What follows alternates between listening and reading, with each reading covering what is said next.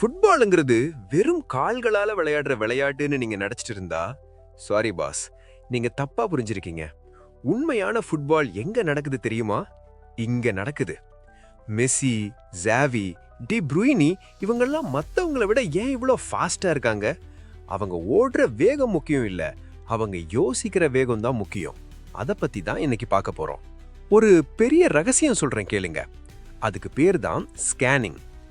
ஆராய்ச்சியில என்ன சொல்றாங்கன்னா, ஒரு சாதாரண பிளேயர் பந்து கால்ல படுறதுக்கு முன்னாடி அதிகபட்சம் 2 வாட்டி தான் சுத்தி பார்ப்பாங்களாம்.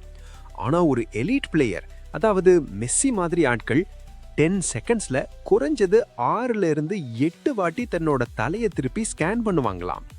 பந்து அவங்க காலுக்கு வர்றதுக்கு முன்னாடியே சுத்தி என்ன நடக்குதுன்னு ஒரு 3D மேப் அவங்க மைண்ட்ல ரெடி ஆகிடும். இப்போ ஒரு முடிவெடுக்கணும்னா 3 ஸ்டெப் இருக்கு. முதல் ஸ்டெப் பெர்செப்ஷன், அதாவது கண்ணால் பார்க்கிறது யார் எங்க இருக்கான்னு. ரெண்டாவது ஸ்டெப் ப்ராசஸிங், யாருக்கு பாஸ் போட்டா கரெக்டா இருக்கும்னு மூளை யோசிக்கிறது.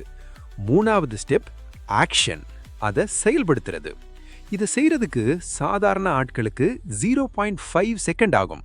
ஆனா லெஜண்ட்ஸ்க்கு இதுல பாதி நேரம் கூட ஆகாது. இதுதான் பிரெயின் ஸ்பீட். அவங்க உடல் வேகத்தை விட அவங்க மூளை வேகம் அதிகம். நம்ம பசங்க கிரவுண்ட்ல பண்ற பெரிய தப்பு என்ன தெரியுமா? பால் காலுக்கு வந்ததுக்கு அப்புறம் தான் எவன் ஃப்ரீயா இருக்கான், எங்க பாஸ் போடலான்னு தலைய தூக்கி தேடுவாங்க. ஆனா நீங்க தேடுற அந்த 1 செகண்ட் கேப்ல டிஃபெண்டர் வந்து பந்த பிடுங்கிட்டு போயிருவான். ஆனா ப்ரோ பிளேயர்ஸ் பால் வர்றதுக்கு முன்னாடியே நம்ம டீமால எங்க ஓடுறான், எதிராளி எங்க வர்றான்னு எல்லாத்தையும் மனப்பாடம் பண்ணி வச்சிருப்பாங்க. பால் வந்தா அடுத்த நொடி பாஸ் பறந்துரும். சோ அடுத்த வாட்டி பிராக்டிஸ் பண்ணும்போது காலுக்கு வேலை கொடுக்கறத விட கண்ணுக்கும் மூளைக்கும் வேலை கொடுங்க. பந்த பாக்குறவனை விட காலி இடத்த பாக்குறவன் தான் ஜெயிப்பான். இந்த வீடியோ பிடிச்சிருந்தா லைக் பண்ணுங்க, மறக்காம நம்ம சேனலை சப்ஸ்கிரைப் பண்ணுங்க.